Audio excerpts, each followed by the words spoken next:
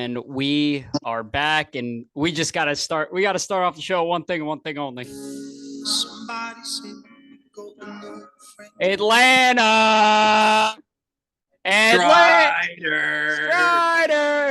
Strider.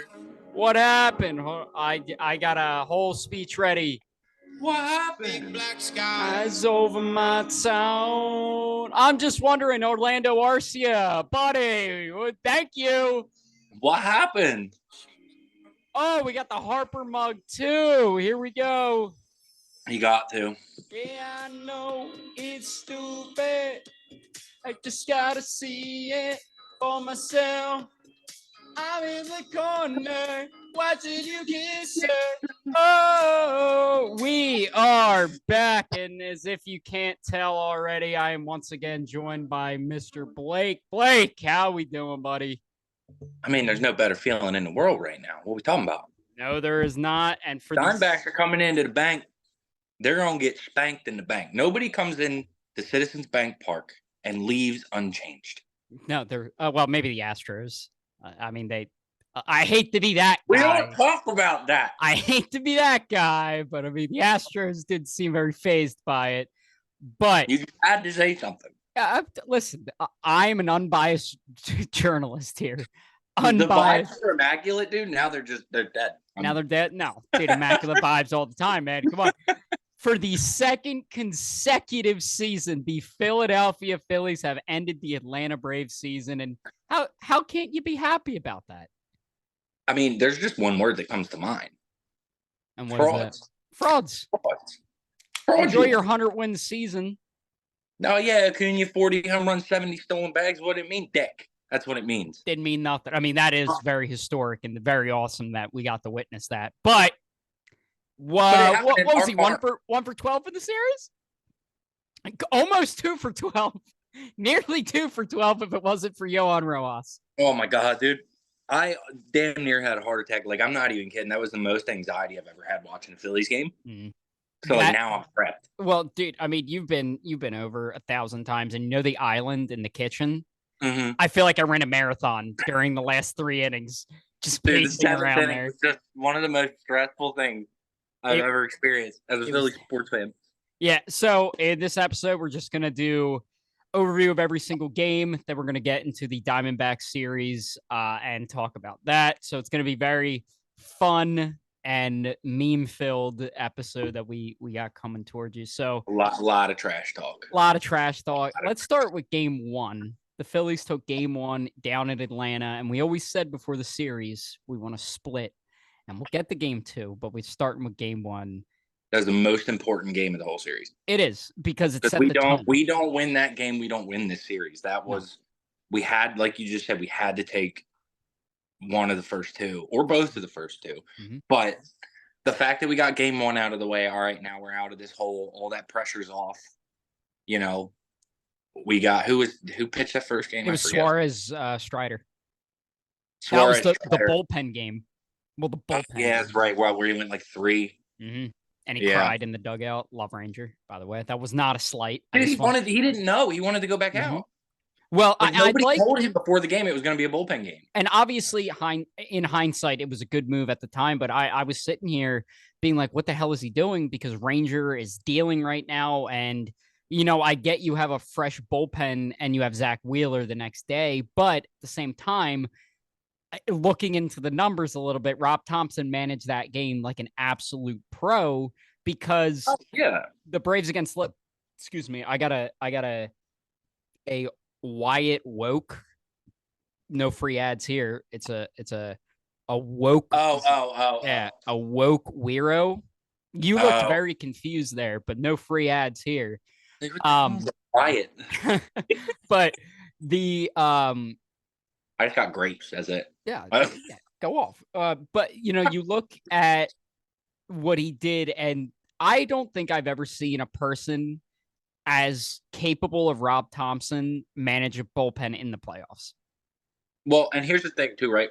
The only reason why I say that I didn't agree with that move is because of the stat that I sent you that I saw from Corey Seidman. That was his last 6 outings. It was like 3 1/3, 6, 6, 5, 3 1/3. And it was, how many runs did he give up? 0, 0, Yeah, 1, one, 0, two. 1. Yeah, Like, no, not even a 2. there It was wasn't binary on that. Hold on. Was there a 2 in there? Keep talking. There was not a 2. It was all binary, dude. 1s and 0s. Let me see. It is all 1s and 0s. We got some binary Ranger Suarez here. Yeah, and that's what I'm saying is like, so when he comes out after that 3rd inning and you look at that, you go, oh no, that's a bad call. Mm-hmm. And it was also very risky because if Wheeler didn't do Wheeler things in game 2, even though we lost that game, if he didn't go out there and pitch 7 innings, we're screwed for the rest of the series. Well, here's the thing. I got to disagree with you on that because you got to remember every pitcher in there outside of, I think, Sir Anthony pitched less than 15 pitches. Okay, but still, it's the whole matter of it may be less than 15 pitches, but it was stressful pitches. It's true. Yeah, good point. Because we had no wiggle room. Yeah, I mean, it was a ballsy move by Rob Thompson in game 1 to be like, we're coming in here, we're taking this game, nobody's going to stop us. And I think I got to look at Kirkring pitched the 8th, right? Or the 7th. 7th and started the 8th. I mean, listen, you heard it here first back in June. We were on Orion Kirkring. Blake was on Orion Kirkring. The entire episode that Blake was first featured on was about Orion Kirkring. And listen, am I saying... That wasn't the only thing that I was on that episode, if you remember that I... Okay, all right. You forget? Yeah. Trust the bag of the baseball coach. It's fine. Hey, man. You're right. Hey, you're right. I told you something. You did. He was batting 240 at the time, and now he was up over 270 by the time he ended the season. What a turnaround. But all I'm going to say is,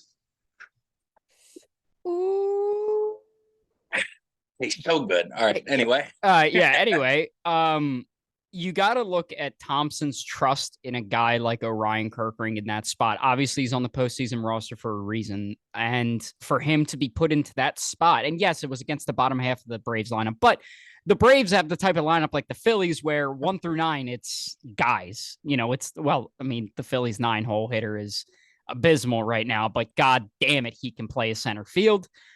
And to trust that guy. And then not only that, but to go out for a 2nd inning to face the MVP of the league. Obviously, you walked them, but they had a lot of trust.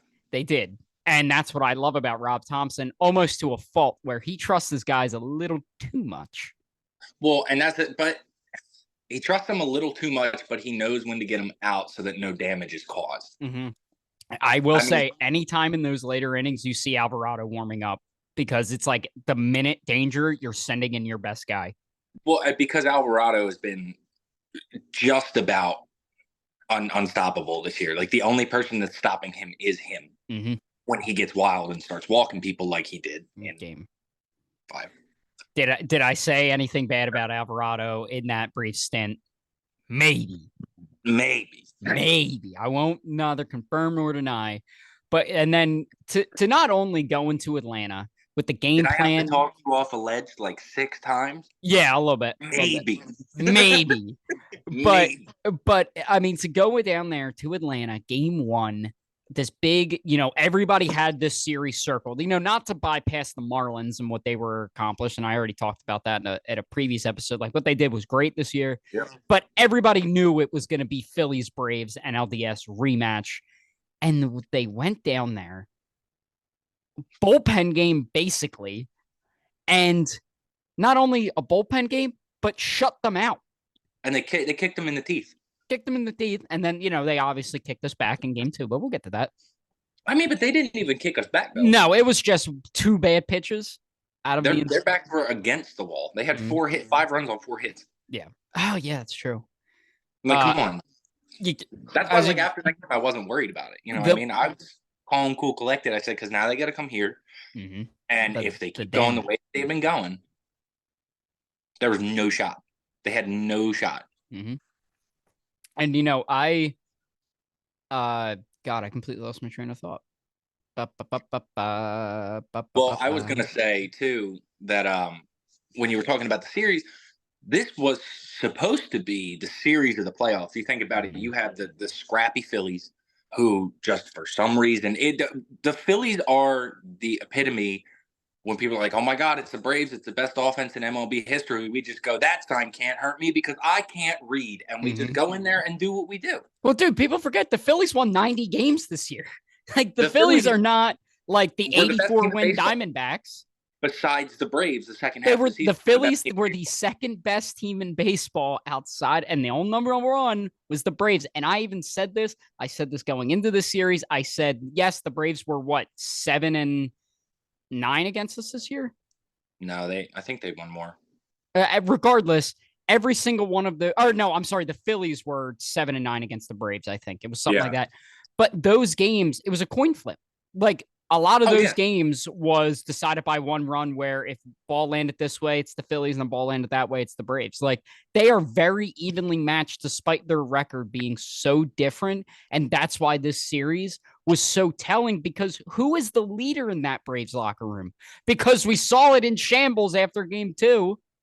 But I don't think they have one, truly, because they don't have. Okay, so like when Freddie was there, Freddie was the leader, obviously. Like you listen to Big Freddie. Dude, I love Freddie Freeman. I love that guy. Oh my God, I'm so happy I can root for him now that he's not on the Braves. Well, and now that he's out of the playoffs as well. Well, he's also, sipping margaritas in Cancun or whatever he's doing. He's drinking coffee out of his Harper mug. Yeah, because that's his dad. Anyway. What's it called? But no, so like, who is it? I mean, do you look at Matt Olson? Not really. He's too new, I feel like. I know. Same thing with Sean Murphy. I would even say the person Travis that took the words right out of my mouth. I was going to say the person that, from an outsider's perspective, who is like the leader in there is Travis d'Arnaud. And not to take any away from Travis d'Arnaud, Philly legend, got us Roy Halladay. But it's, who do you look to in there? Like, obviously with the Phillies, you look at Schwarber, you look at Harper, and I don't know if that's just because we follow this team for 9 months out, or 7 months out of the year or whatever, and we know who these vocal guys are. But I don't look at anybody on that team and be like, that's the leader. Like, I look at this Phillies team, I look at this D-backs team, and I'm like, it's Evan Longoria, because he's the young vet, and you look at him for advice, and these young guys, Tommy Pham is a guy like that. The Astros, it's clearly Jose Altuve. The Rangers, it's at Bregman. The Rangers, it's Corey Seager. It's Marcus Semien. It's those guys. But when I look at the Braves, I'm like, who? You have like 7 guys on that team that are all under the age of 25. Mm-hmm. Like they are not, they don't have the service time, and B, don't have the full experience. Like, yes, they won a World Series in 2021, but they lucked into that. They were the lower wild card team, and they were us. They were us. Exactly. And the Nationals in 2019 were us. We just couldn't get it done. I have something to talk to about that later. I want to get into talking about the Braves fan base and everything like that. We'll get all right. Baby steps. Baby steps. Yeah, I don't think that there is anybody besides d'Arnaud, or maybe like Max Fried. Riley? Like, dude. Max too young. He's 25. Dude, I can't believe it's Charlie Morton. It's Charlie Morton. How did I forget about Charlie Morton? Oh my God, 39-year-old. Guy throws 9. Philly saved his career. Philly saved his career. People forget. Philly saved his career. People forget that. And the Astros. But yeah, I mean, they kicked their teeth in game 1, and then game 2 happened. Phillies had a 4-0 lead. They get their, everybody's blaming Jeff Hoffman. And I said, hold on, have you not watched Jeff Hoffman pitch? Have you not seen this guy? Because I said it to you, and I said it to so many other people. I'm gatekeeping the Phillies. These people, and I'm going to sound like such a dick right now, but I don't care. I'm going to preface this by saying I love when new Phillies fans come aboard, because I love baseball. I love when people are involved in baseball, but do not come at me with takes when I know for a fact you haven't sat through a game of baseball. I had people texting me who I know for a fact have never watched an ounce of Phillies baseball outside of 2 weeks ago when the playoffs started. And I'm like, they're like, Jeff Hoffman stinks. Get him off the team. I'm like, do you not know? 2 ERA. He was the best reliever on the Phillies. He threw one bad pitch to a very, very, very good hitter. Mind you, the guy who was the only guy to do anything in this series was Austin Riley. Yeah, I mean, you almost had Acuna, but lucked out of that one. And I mean, what Matt Olson, Mr. 54 homers, he didn't do anything. Squat. Orlando Arcia, squat. Literally, the only guy on that Braves team who did anything was Austin Riley. Austin Riley, and then Spencer Strider, like Max Fried. He should not have hurt. He was hurt. He shouldn't have been into that. It was the same thing with Strider. It was the same thing with Strider last year. Strider was hurt, shouldn't have been thrown out there, costing the series. I don't want to point at, because the Phillies had very good numbers against Max Fried. So I don't want to automatically assume that they would have won the Max Fried start. I mean, they did, but not because of Max Fried. And yeah, but he also hadn't pitched since mid-September. So like almost a month, he hasn't pitched, and you just go out there with a blister on your finger against one of the hottest teams in baseball. It's the All-Star break, even now, in front of that crowd. That is asking to get your ass kicked. And they did. That's what it is. And so at the end of game 2, they had the double play, and then No, I wasn't either. It was a smart baseball play, because I guarantee if Harper doesn't score on that, which if anybody has watched Bryce Harper play baseball, he is scoring on that ball, whether Dusty Wathan holds him or not. But run right over Dusty. In an alternate reality where that ball lands and Bryce Harper doesn't score, and the Phillies failed to get that run, everybody's going to be like, why the hell didn't you go, Bryce? And then he gets doubled off on that fantastic play by Michael Harris. And Michael Harris, who it was Riley. Riley made that barehanded catch. Yeah, that was a heads-up play by him. I hate how much I like Austin Riley, because I can't like him, but God, he's a very good baseball player. He's a great baseball player. I want him, but screw you. You're on the Braves. But FTB. Exactly. Then we get to the Orlando Arcia thing. Debacle. So after the game, the journalists come into the locker room and they overhear Orlando Arcia saying, haha, attaboy Harper, referring to Harper's miscue on the base paths. And I know by this point, everybody who's listening and watching this knows exactly what happened and the outcome of it, but we got to talk about it because we got to be thorough. And then, we see them try. He admits that he said it.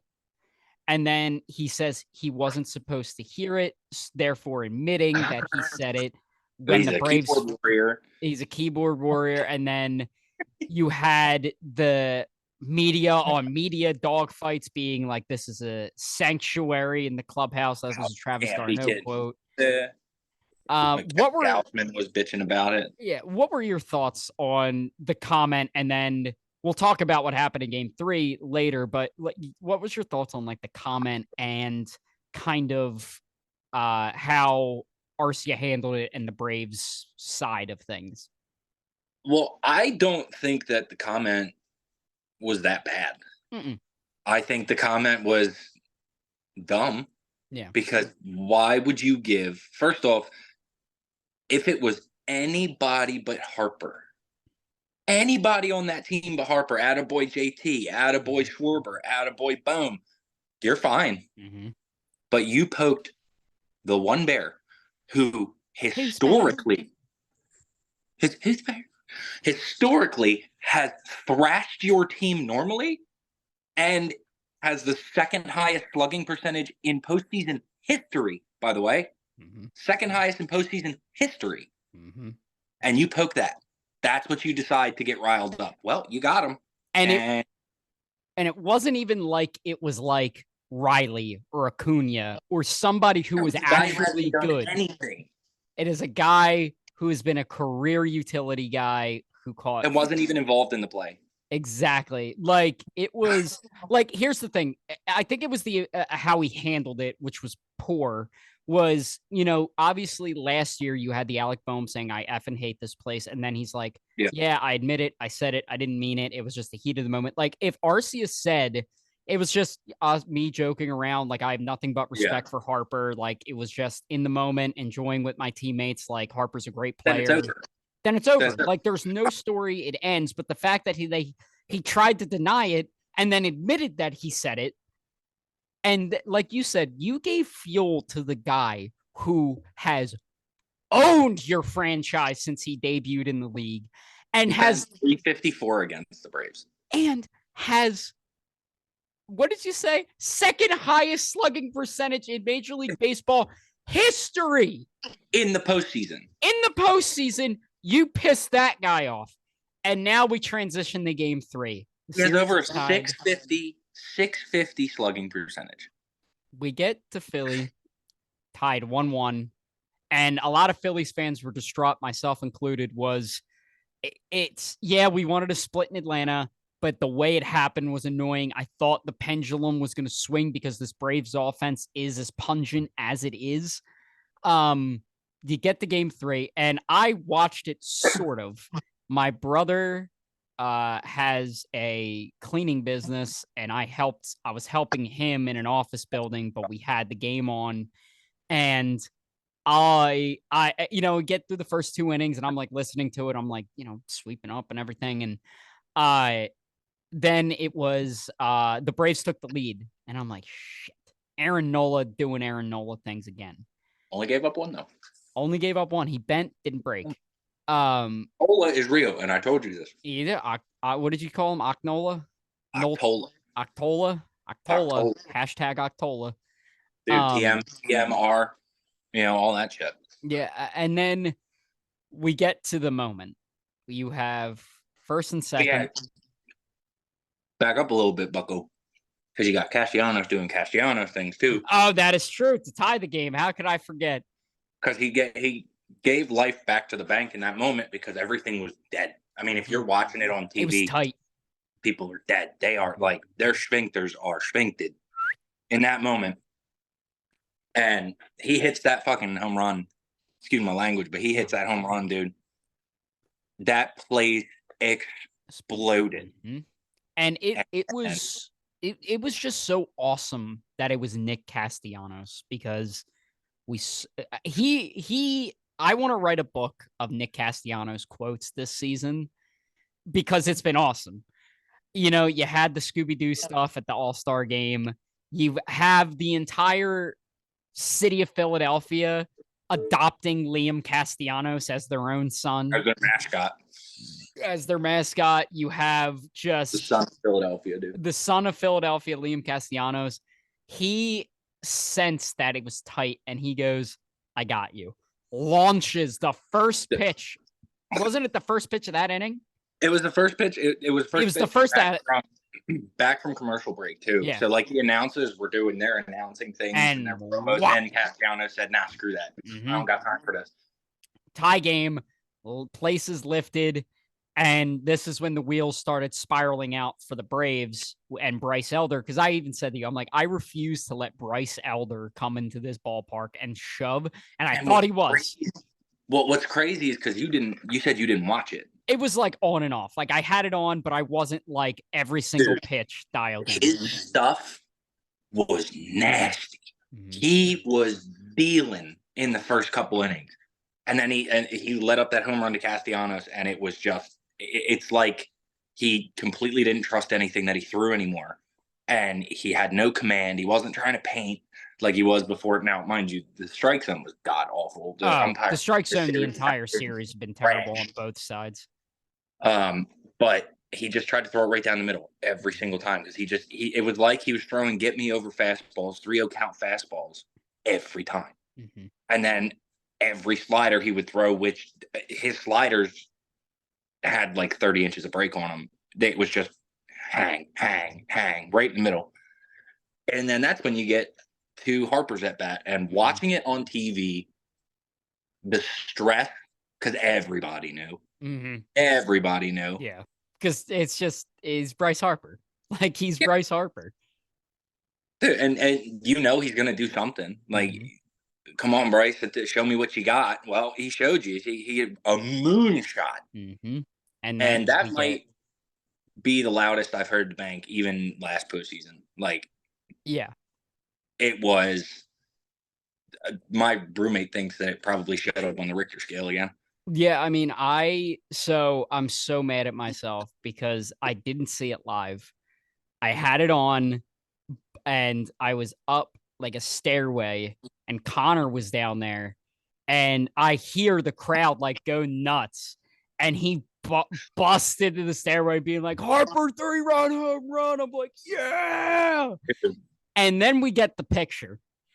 Bryce Harper running around the bases, looks into Orlando Arcia's soul. Well, that picture was actually after his second home run because I read a story about it. The photographer who took that's a freelance photographer, and he was sitting out in the outfield. Yeah, I saw that. Yeah, I saw that. Yeah, and he didn't have his camera on in time for the first one, so he set it up and left it there until Harper came back up again, and he did it again, and that's when he got that photo. That picture. Oldest photo of 2023. It is, and I know everybody and their mother have seen it. I'm getting it framed, and it's going to be probably over here somewhere. Oh, you have on the table. It's like $10 to get it printed at Staples. So why not? And then it was just absolute throttling after that. Oh my God! You had another Casty homer, another Harper homer. You had Trey Turner home run. You had Brandon Marsh home run. It was we tied the MLB record for home runs in a postseason game. Yeah, 6. And if Harper would have hit a third home run on his last at bat, so close, he just missed that. If he hit that home run, they might have had called National Guard. I would have went into cardiac arrest if he had another home run. God. You would have never been able to shut me up. No, because I would have been like, 3 home runs. How many? 1, 2, 3. Seven home runs. 7 home runs in one game. Phils against Braves.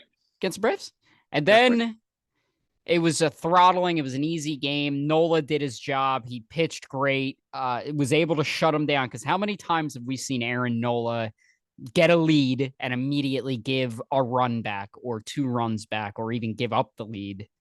Well, and this, I think reasons behind that is because, like, when he has run support, say it's a 5-1 ball game, all right, now he can relax. But when he relaxes and loses focus, that's when he starts hanging them, and that's when they start banging them.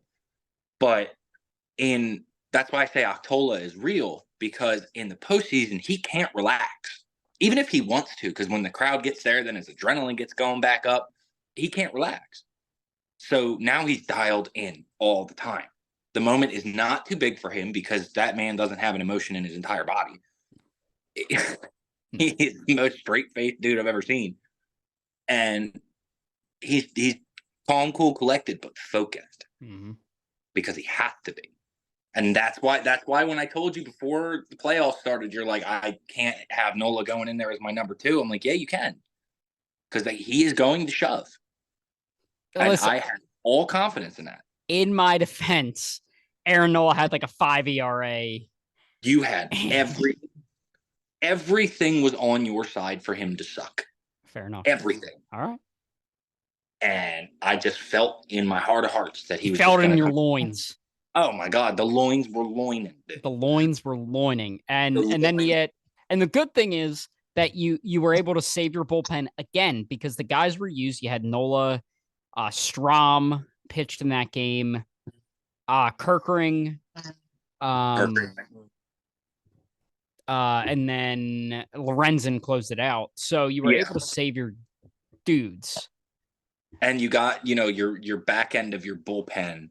Because at this point, I consider Strom, Lorenzen, back end bullpen guys. Like right now, they are like, I don't want to put them out there too much because they are susceptible to bullshit. What we saw with Strom and Lorenzen in those 2 innings. Yeah. So like they're back end bullpen guys, like for the 10-2 games and for those type of games. All right, cool. That's why when he came in, where I'm skipping ahead, I guess, to the next game. little bit. When he came in to end that, I was against it. I did not want Grom in there. I think I texted you and I said Hoffman needs to come in. Mm-hmm. Like this needs to be. I think everybody in Philadelphia said Jeff Hoffman needs to get in this game. And so that's a perfect transition. So we get to game 4. Game 4. Philly's up 2-1. They have the ability to close it out. It's the same pitching matchup. It's Spencer Strider versus Ranger Suarez. And that place was rocking. Strider. And it was the thing that angered me was the first 3 innings, Phillies had the chance to completely 6 runners on base. Yeah, exactly. 6 runners left on. They had the ability to wipe the Braves clean of any sense of hope that they were winning this game, and they didn't. And then as soon as they failed to score, Ranger Suarez gave up that home run to Austin Riley, and I said, game over. That's what she said. That's what you said to me. You texted me and you were like, "Game's done. We gotta go to game 5. Back to." I said, "I'll see you in Atlanta." And I said, "Wait." Dude, the reverse jinx works every time. That RELAX, dude. I pulled my Aaron Rodgers out there and I said, "Relax." And then who comes up to the plate? Our Lord and Savior Nicholas Castellanos, and he just said, "Nah, I don't got time for it again." Say, God, I don't want to get on a plane. Bop. I didn't buy this ticket. Nope. And he sent it out of there. And then the same thing as what happened before. Bank was dead, brought life back to the bank. And then it was just, I texted you and I said, that's going to rattle Strider. Yeah. And it did because then, exactly. And then you had the Turner home run, Trey Shiesty again. And then on 100 miles an hour, straight down the dick, Nick Castellanos turns on another one. 409 feet. First player in Major League Baseball history to hit back-to-back home runs or back-to-back games with 2 home runs. Yep. Unreal. Also, the guy saw the war in Israel and said, I got you. Well, and that's what I said. People were like, who died? And I was like, well, a country. Yeah. Country. I was make a joke, but I was like, a lot of people over there are not doing too well. Not doing too well. It's a little shaky, I said. So it's probably, yeah. But no, so that another little tidbit about that too is that was the first extra base hit that Strider has given up in his career on a fastball over 100 miles an hour. Mm-hmm. And it just so happened to be 450. 450, 112 off the bat, fastest ball Castellanos has hit this year. Mm-hmm. He got every single piece of it. And I come back to this because Ranger went 5 innings, amazing innings.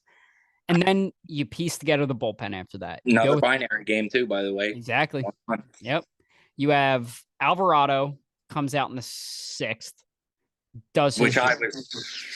I didn't agree with that. I did only because of the guys who were up. I didn't, though, because of the lead that we had. But why are you using Alvarado in a low stress in a clinching game?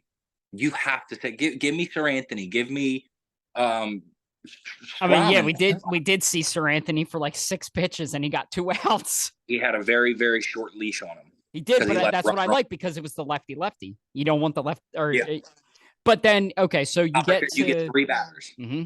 You get to Alvarado, he gets out of the inning, then he comes out again for the 7th and walk. And he got the first out and then it was walk. And I'm like, oh, for God's sakes, here we go. Then you bring in Craig Kimbrell in the 7th inning, and I'm like, this is why I was like confused. You're blowing all your ammunition in the 7th inning. Like, yeah, Topper, we still got 2 more to go, buddy. But okay, so and then he gets the first out, right? And then he walks a guy.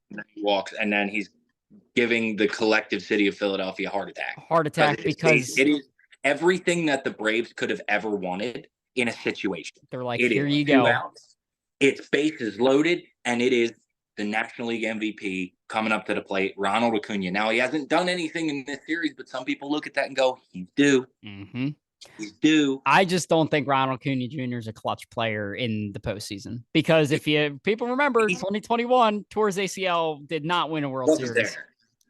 But dude, I had it in my head. I had the picture. I was like, he's getting a home run here. This is like this is like a career moment for him. Like people will think about the this. most Philly thing to happen is for him to hit a homer here. So then Kimbrel, it was a 3-2 count. And I said, Craig, if you throw a knuckle curve here, I'm going to drive down the Philly and ram you, dude. He had no control of that thing. Throws 96 in on the hands. He hits a piss missile out the center. And who flags it down? Johan. The only man. Hey, you know when they say ignorance is bliss? Mm-hmm. That's what that means, because Johan Rojas's play there was dumb. I'll tell you why it's dumb. You let that ball hit the wall, you go after it, and you miss inside park home run. Yeah, easily, especially with Acuna's speed. I don't know where Casti was playing, if he was able to back that up, but he's slow. He doesn't have the best arm on him. No, Casti was over on the other side. It was Marsh that came over. Yeah, you're right. Because I was thinking the ball was hitting like this side of the wall, not this side of the wall. Well, and Marsh was Rojas was going back to the wall, and Marsh was coming in. Mm-hmm. So if it bounces off, Marsh is going to go get it, which it was a good play that way. But you usually, if the wall's here, you're usually going to play out here so that it bounces and you just get it on a carom. But he said, no, I'm going to catch it. I can't read. I'm going to go and do it anyway. And catches the ball. And that was it. That was the game. That was the game there. Oh, I thought that too. I was like, because that sucked all the emotion, all the energy. That was so stressful for the Braves. And after that, it was just thank God. 2 more innings. Then Kimbrel comes back out for the 8th. I said, oh, Jesus Christ, what are we doing? Gets 2 outs. And I said, never a doubt. Never a doubt. Never a doubt. Then you go to Soto, gets his out. And then he brings him out for the 9th. And I'm like, oh, for the love of sweet mercy, for the love of God, okay. And I blacked out for the 9th inning. Because I was like, Soto's coming out. I was like, I don't even want to. So I don't even remember what happened there. Yeah, definitely didn't do a jump cut or anything. We definitely didn't run out of time on Zoom and had to do a separate meetings in order to complete this episode. But anyway, back to what we were saying. It's probably flawless. Yeah, flawless. Back to what we were saying. You bring Soto out for the 9th inning, and I'm like, you should just get what you can from Greg Soto at this point. But because he's prone to not be good. And then walks Marcell Ozuna, who is the most free swinging guy. Hi. I have an interesting nugget about Marcell Ozuna, and this was sent to me by my buddy Will. He said, Marcell Ozuna's batting average in the playoffs since 2022, .095. Marcell Ozuna's BAC level behind the wheel on August 19th, 2022, most likely higher than 0.95. So there's a little how you down for you. And then Sean Murphy comes up and hits a ball that not the guy you want to see. No, hits a ball that would have been a double play in normal depth, but they were playing the adjusted shift, and ball just squeaks right through. So now you have first and third, 0 outs. And I was stressed. I was too, because I'm like, here it is. I mean, you know me, this entire series, I've been the calm it down, never a doubt. Mm-hmm. I was stressed. I went, first off, we need to get Soto out of here. Mm-hmm. And if Topper doesn't, this next batter's going yard. Yeah. Because things are changing. And he does. And they're going to show Hoffman. Yep. And I think everybody and their mother thought Jeff Hoffman was coming into that game. And when I see, I'm a long hair guy. When I see that long hair coming out of that bullpen, I said, oh, dear God, why Matt Strahm of all people? And Kevin Pillar, who's put some good wood on the ball, just hasn't seen the production. Yeah. Hits that little dinky pop-up to Trey. Mm-hmm. 1 out. Sigh of relief. Okay, double play is still in order. All right, yeah, we got this. We can just one more ball and we can get out of this. And then you have Eddie Rosario, who, again, they were first pitch swinging a lot. And I guess it's because Matt Strahm pump strikes. Like, he will challenge you. Yeah, but his slider was not good that time. Like, and then he gets Rosario to pop out. Relief. And then as soon as I saw Vaughn Grissom come out of that dugout, I'm like, Phillies win. Like, that's the thing, right? We got saved by Brian Snitker's ineptitude to manage a lineup. Mm-hmm. He can't do it. I don't care what people say. He cannot do it. No, we saw it in game 1. He tinkered with it, and it sucked. Mm-hmm. And then what does he do? All right, now look, you got to pull out all the stops. Your backs are against the wall. You need to score runs, so you get these pinch runners on. But you didn't think about positioning. Mm-hmm. So you have a catcher on first, and you sub in a second baseman, and then you sub in an outfielder for a third baseman on second, whatever. He was just throwing the kitchen sink at you at that point. Well, now you got to put Darno in. Mm-hmm. So you burn 3 guys in one move there. Yeah. You burn Murphy, you burn Lopez, and you burn Darno. Yeah. And now you're stuck with fast guys who can't hit well. And Vaughn Grissom, who has had not a major league at bat since July. He's your savior, and Strom gets him swinging, and Brayson's like, that's not a strike, he didn't swing. Don't care. Here's the L, bud. Don't let the door hit you on the way out. This is the only defense I'm going to give them. They never showed a side replay of that. It was a strike anyway. The ball was right. It was a strike anyway. To Robo, yeah. But to the way that these umpires were calling the strike zone, no. Fair. I'll give you that. Don't care. So all they had to do was just show the side angle, but then it would have been, the same bullshit that's happened in the past of like, did it actually go past 90 degrees? Yeah, because factor? Like, come on, dude. My immediate thought goes back to how the Giants season ended in 2021 on that check swing by Wilmer Flores, which was not a swing, by the way.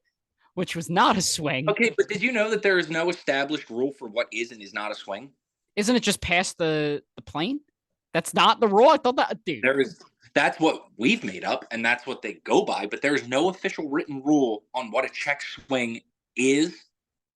It goes based off intent. So I could, like, you're going to remember this, Pablo Sandoval. The ball that went at his belly, and he fucking... that's technically not a swing. Because it was in defense. Swing, but he had no intent of hitting the ball there. Dude, I remember that's not a swing. Anytime this rule comes up, I always think about what John Heyman said, the sauce boss himself. He said this was a legit thing. You can look this up. John Heyman said a swing, if the batter goes like this, it's a swing and should be called. If the batter just starts to swing and then stops, that should be counted as a swing. The sauce boss himself said that. So John, if I'm go jump in a tub of sauce, he can get out of here. So if I'm here and I'm making sure, I look like an idiot, but I'm making sure it's in frame. So if I'm here and if I just go like that, that's a swing. That's a swing, John. Dude, what if I have like cerebral palsy? I got twitches. You probably shouldn't be playing baseball if you got the palsy, but what if I can though? Like, what if it just makes me really fast at swinging and like if I twitch, that's a strike. Good point. Hey, it's a good point, guys. Phils. Hey, no, dude, it kind of seems like an Oakland A's move if you ask me. But then we get the crying from the Braves. They need to rechange the format. They need This is what I wanted to get to. And Blake, the floor is yours. So I sent you the meme I said Braves fans, 49ers fans wanting to change rules after losing to Philly sports teams in the playoffs. Because that's all that I heard. And I am going to share with you the dumbest tweet that got sent to me in a response of me essentially saying, quit crying, you should have won, but you didn't. Yeah. They said, I don't think it's fair for a team that wins 104 games to have to come in off a bye with a 0-0 series. They wanted to give the 104-win team a ghost win and start the series 1-0. How much help do you fucking need? You don't need this help. You can't, it was the single stupidest thing that I've ever heard in my life. And it was not just from one person. It was from multiple people. they everything about this series, they were complaining about the locker room. They were complaining about the sprinklers that came on after the game and tried to make it seem like it was before the game. They were complaining about how, the Braves, they had the week off. Even their own players said it shouldn't matter. So I have an idea, and you can disagree with me or whatever, but maybe here's a compromise. Maybe the number 1 seed, maybe they get an extra roster spot. Maybe they can carry an extra pitcher as be like, here's your reward. You can carry an extra pitcher, an extra position player if you so choose. But their reward is they have a fully rested roster. And they have one less series to play. And everybody's always been like, oh, look at the Braves and Dodgers. They haven't played a competitive game in 2 months. The Braves and the Dodgers had their divisions wrapped up by August. In August. Like, they haven't been competitive. So I don't want to hear that we need to rechange the playoff format and all this. You lost, take your licks and move on. I don't want to hear these crybaby fans and teams and everybody. Like, look at Ronald Acuna Jr. crying because he lost. You're a loser, dude. I'm sorry. You are a loser. This Braves team does not win when you're on it. They are the one year. Goats. That's what they are. Is the regular season. It's exactly like the Dodgers. I'm telling you, Dave Roberts sucks at his job. He's a terrible manager. Put Gabe Kapler. Put Gabe Kapler. Roster in the league. He doesn't have to manage anything. Put Gabe Kapler as the manager of the Dodgers. They will win the World Series. Argue with the wall. I mean, Roberts might be out of there. He should be. Dude, he sucks at his job. Dave Roberts is a terrible manager. He might be out of there. But he's one of those like the chemistry guys. He brings everybody together. He's the inspirer. So does Gabe. Yeah, but like he does it by putting coconut oil on people, and that's true, dude. I'm telling you, like, let's go to the strip club, that type of vibe. You know what I mean, dude? I'm telling you, Gabe Kapler. If Gabe Kapler is the manager of the Dodgers, they win the World Series. That guy has been handed terrible teams year in and year out, and gets the most out of them. Now I'm gonna tell you, Gabe Kapler. You know where he's going? The Mets. Anaheim. Well, no. Oh, yeah. Phil Nevin he didn't get fired. He resigned, but he's going to Anaheim, buddy. That checks out. That's actually good for them. Honestly, it'll send them in the right direction. So yeah, give him the large, small market of Anaheim for a team that doesn't have a lot of expectations because the Dodgers are right next door after Ohtani leaves. Yeah. Future Philadelphia Philly. Actually, future Boston Red Sox Shohei Ohtani. Anyway. Future Dodgers Shohei Ohtani. Yeah, but then, they got the celebration. You have the dancing on my own. You have the all night. Da, da, da. Fuck the Braves. Excuse my language, but that's a quote, so I gotta say it. And also the Mets and whoever the fuck we play next. Oh, yeah. Vibes, dude. The sanctuary. The vibes are immaculate. Sign Garrett Stubbs to a lifetime contract. I don't care if he's 65 years old. Who was on Garrett Stubbs? Who was on Garrett Stubbs back in May of 2022? This guy right here. So funny part is, right, do you know Momentum Sports on YouTube? Yes. Yeah. With Tingajuko, all that. So it's funny, I was watching a video from like 2020. Garrett Stubbs was in there taking bat practice. He works out with those guys. He's a vibes guy. That's what I'm saying. Can't believe the Astros let us take Garrett Stubbs from him. Can't believe it. And now he's turned into a guy. Like, and I hate it. And I'm gatekeeping Garrett Stubbs too. I've loved this guy since the Phillies traded for him, and now everybody and their mother's loving Garrett Stubbs. No, because he's vibes, dude. He is. You see him with the damn overalls on and the 18 beers in the damn thing. We look exactly the same. Me and Garrett Stubbs look exactly the same. Tell me I'm wrong. Look me in the eyes and tell me I'm wrong. Now that you just said that, now I see it. Yeah, because I sent you the picture of me and Charlie Manuel, and the guy said in the Iron Pigs game, he said, you know who you look like? You look exactly like Garrett Stubbs. And I said, You're okay. not wrong. You're not wrong, but he's been my guy. Anyway, vibes are immaculate. You need to get a Stubbsy jersey, dude. Oh, I asked for it for Christmas. Do not worry. 100% good. Do not worry. Karen, if you're listening, Aaron? I know she is. What am I saying? Karen, Garrett Stubbs, number 21. Dude, my mom's my number one fan. Yeah, I need that powder blue, dude. Yeah, exactly. Listen, if it's between a Garrett Stubbs jersey and a Jordan Mailata Kelly Green jersey, I'm going with the Garrett Stubbs jersey if I have to. You have to at this point. But anyway, we are now flipping the switch. We're flipping the page to the Snakes. We have the Rattlesnakes. The 84 and 78 Arizona Diamondbacks are coming to the line. 104 win Arizona Diamondback. So the thing with the D-backs is they remind me a lot of the Phillies last year. Very top heavy.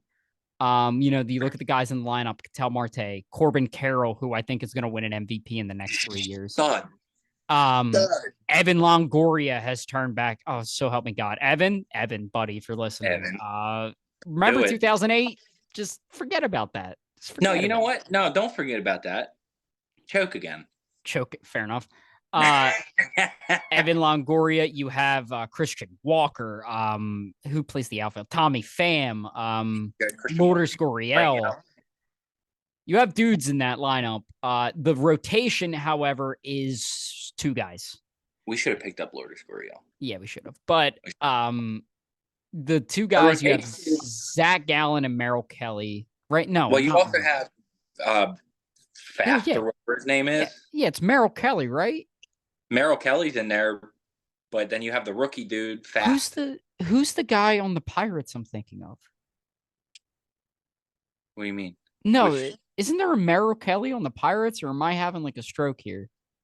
I think there might be stroke symptoms coming out. I don't think there's Merrill Kelly on. You have I'm on my phone. You have your phone. Yeah, talk about the Pirate, not the Pirates. So I think okay. Well, the Pirates now. So Zach Gallen, I haven't really been following what he's been doing in the postseason right now, but he's always been like one of the top pitchers. He's just been sneaky with it because he doesn't do anything exceptional, right? He's like Ranger Suarez. Mm-hmm. He doesn't strike guys out left and right. He's not the Spencer Strider type, but then he also doesn't sit here and throw 100 miles an hour. It was Mitch Keller's who I was thinking of. Anyway, continue. Keller. Yeah, he doesn't throw 100 miles an hour. He doesn't strike people out at a high rate. He is boring, vanilla, white bread pitcher that just doesn't get shellacked. No, I mean, he's effective. He's just goes in, does his work, and after that, like, who do you really have? And their bullpen isn't that good either. It's better now because they have Paul Sewald. But they have your boy. But I wanted Paul Sewald. I know. That's why I said he's your boy. I wanted Paul Sewald. So they have a great closer. But that's it. You have to have guys for the 6th, 7th, 8th. Guys, yeah.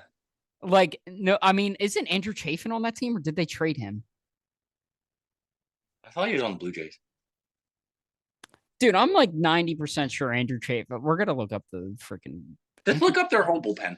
Yeah, hold on. I'm not well versed in Diamondbacks because they are. Here we go. We got the depth chart for the Arizona Diamondbacks. So the rotation is Brandon Pfaadt, and that's it. Pfaadt. Or it's Pfaadt. I think it's Brandon Pfaadt, but whatever. Pfaadt. So their bullpen, you have Paul Sewald, Miguel Castro. He's good. You have Kevin Ginkel. He was on the Pirates, wasn't he? Miguel Castro. He was. Yeah, and he was on the Mets too. Mark Melanson. Oh, never mind. He's hurt. Never mind. Joe Mantiply, Ryan Thompson. Hey, Joe Mantiply's good though. He is. Kyle Nelson, Ryan Nelson, and Andrew Selfank. So they have a couple guys from the Astros on there. Like the old Astros. Like Ryan Nelson was on there. But am I scared of that? No, but listen. Respected. Exactly. Like, I'm not going to sit here. It's not going to sit here. I'm not going to sit here and be like the Phillies are going to the World Series. Like, obviously, as a Phillies podcast, you want them to, but you can't overlook the Diamondbacks just because they won 84 games. They beat the Brewers, who won their division, and they beat the Dodgers. Mind you, Brewers. We are the same team. We are. We're basically, it's two sides of the same coin here. It's teams who caught lightning in a bottle right now and are going to be good. And I said this in my season prediction was I knew the Diamondbacks were going to be good. I didn't think they'd make it to the NLCS. Well, and that's, yeah, I don't think anybody did. And they just got super hot. I mean, when I texted you game one of the Dodgers series, and I said, well, I'm gonna watch the Diamondbacks get slaughtered by this juggernaut. It's 9-0. And they go out, and Kimbrel's out after a third of an inning. I think you mean Kershaw. Or Kershaw's that? See, I don't even know anymore. Craig Kimbrel was so bad, he went back to the Dodgers. So bad. No, Kershaw was out after a third of an inning. That has never happened to him before, ever. Playoffs or regular season in his whole career. And I think some of it is familiarity. Obviously, they're coming from the same division, so they know, and it's the same thing with the Phillies and the Braves. Like, you know what to expect when you're facing these guys. But Clayton Kershaw's a first ballot Hall of Famer. I didn't expect the Dodgers to lay down and die. No. I mean, you got to look at that Dodgers team and be like, how the hell did they win as many games as they did? Because that's not a very good team on paper. Very top heavy. You know, you have Mookie, Freddie, JD, and Max Muncy. But Max Muncy hit like 170 the whole year. Yes, but he hit like 38 home runs or something. He's Kyle Schwarber. Yeah, but he doesn't take walks like that, though. No, he doesn't. But, I mean, you got to look. Like, second base, it's Miguel Rojas. Yeah, but he's all right. James Outman, Jason Hayward. They still have Kike? Kike, yeah.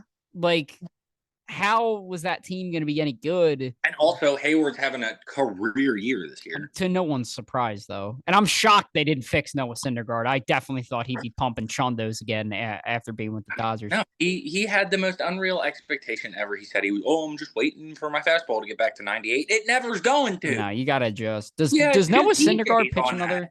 Does Noah Syndergaard pitch for another team? No, he's a free agent. Yeah, because he went to the Guards and then they released him. He went to two teams who are notoriously good at fixing pitchers, and they couldn't fix them. To be fair, the Guardians picked every single one of those good players up and then let them all go. No, the Angels did. No, the Angels let all those people go. The Guardians picked them all up and then let like half of them walk. I know Matt Moore they let go. They kept Giolito. Did they keep what's his name? The pitcher, the relief pitcher. Duh, they're all pitchers. The relief pitcher. I forget. Ronaldo Lopez. I don't think they kept him, did they? I don't think so. And they didn't get no Cinder. Future Phil, Lucas Giolito. I wouldn't be opposed to it. I would be. He had one good year and has been riding that high ever since. But if there's one man who's going to fix Giolito, it's going to be the stash himself, Caleb Gott. Dude, he's so hot. Anyway. Walking out of that dugout with his slick back hair and his dude, he's just the dude. He's just the like. I feel like I see that guy at like Mom's in Doylestown. Like I'm looking at that guy. He's 36. Yeah, I said he's 3 years older than Wheeler. Yeah. I said, oh my god. Do you ever watch Caleb Cotham pitching highlights in your free time? No, but now I will. It's fascinating because they're like, oh, and Caleb Cotham is rolling out. I'm like, that guy's the Phillies pitching coach right now. Look at him go. Look at the little guy go.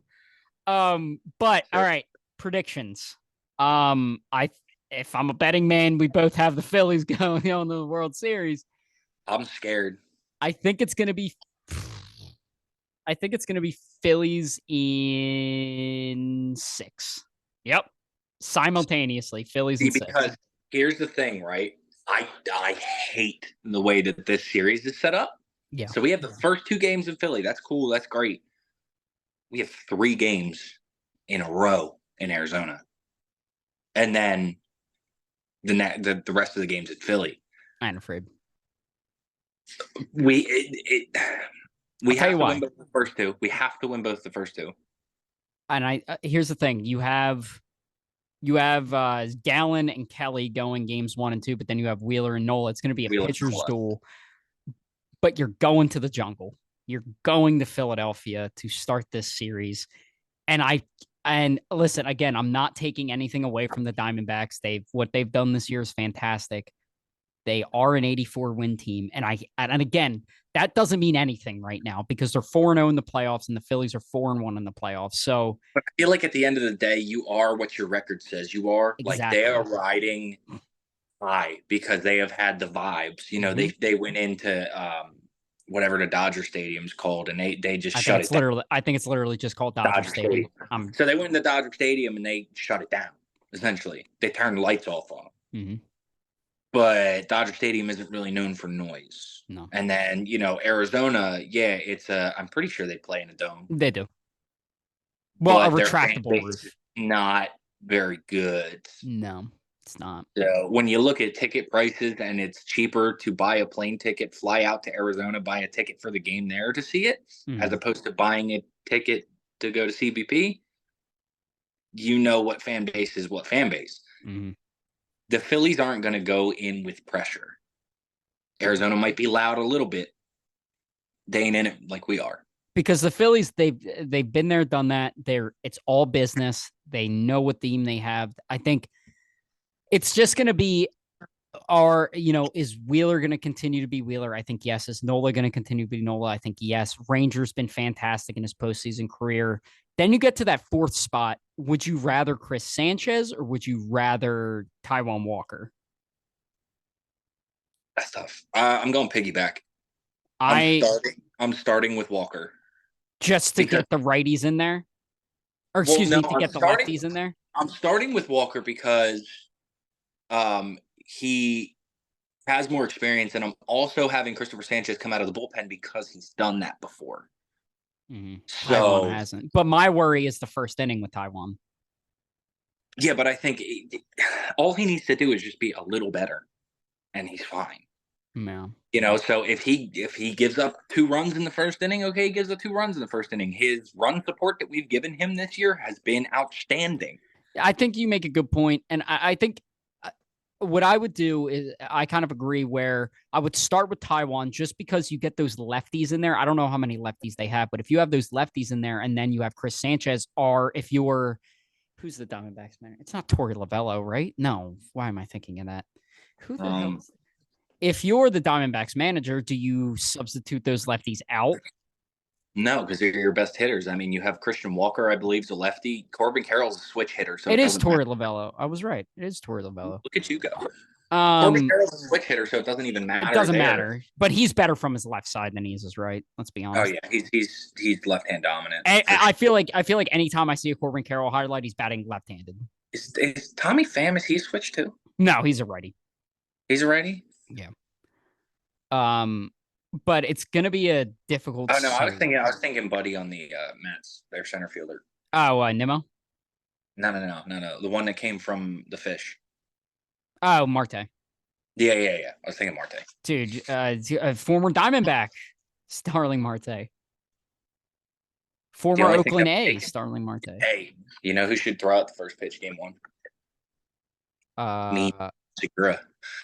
Dude, if Gene Segura came out for dude, if he came out for the first game at CVP to throw out the first pitch against the Marlins, meanwhile King Mang is signing his check to the Marlins. That would have been so disrespectful. But then no, you have him do it against the D-backs as a former D-back. Yeah, it's true. Oh yeah, I forgot he was former Angel, Gene Segura. Former Angels, never forget. Never forget. Except I never remembered in the first place. So. No, he was there for a year. He was a single year with the. And then he goes, then gets released. Who should throw out the first pitch? It's gonna be electric. High, Kurt Schilling. No, people hate Kurt Schilling. Former Phil, former D-back. Yeah, but people hate him because he opens his mouth.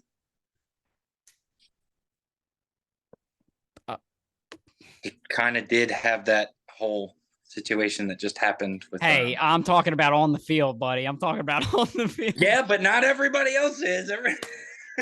He would get booed. He would get booed out of the stadium. 100%. All right. Can't be Reese because he might be playing in the NLCS. I know the perfect man. Hit me. Cole Hamels. Can he still throw a baseball? I mean, he could throw one. He's 39. He's not 89. No, but I'm saying, like, I'm pretty sure the reason he retired because his arm is just dead. I mean, he can throw one 30 miles an hour. No, dude, I'm thinking deeper. Jeff Jenkins, bring him back. Aaron Rowan. So Taguchi. Oh, Taguchi. Yeah, he's probably not even in the States anymore. World Series champion, So Taguchi. So Taguchi, never forget. The one name that always gets left off of the signatures for the 2008. Dude, somebody who I wanted on the Phillies this year, who could have pitched for the Phillies this season, former Philly legend. We got him in the Ben Revere trade, or they got rid of him in the Ben Revere trade. Vance Worley. The dork himself. Hey, he was a dork. What do you want me to say? That's Rookie of the Year runner-up, Vance Worley to you. He was, dude. He had the glasses. Dude, he was so good. Vance Worley was so good, dude. Nah, you know, I just had one too. I just thought of it. And what other random fills can we name? Jonathan Papelbon.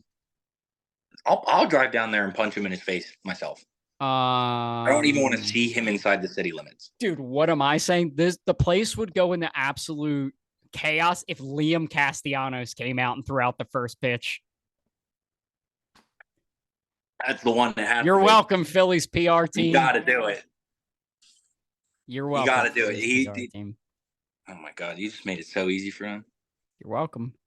But that's Blake, do you have any closing remarks before we get out of here? Not really. No. I'm gonna be anxiety riddled for this entire series, and I'm not ready for it. As will I. It's gonna be interesting. We both said Phil's in 6, so let's fingers crossed that comes true. That's gonna do it for us. Blake, thank you once again for joining me. It's been an honor. Thanks for having me back. It's been a pleasure. We'll be back. Hopefully talking about the Phillies winning the National League Championship Series again.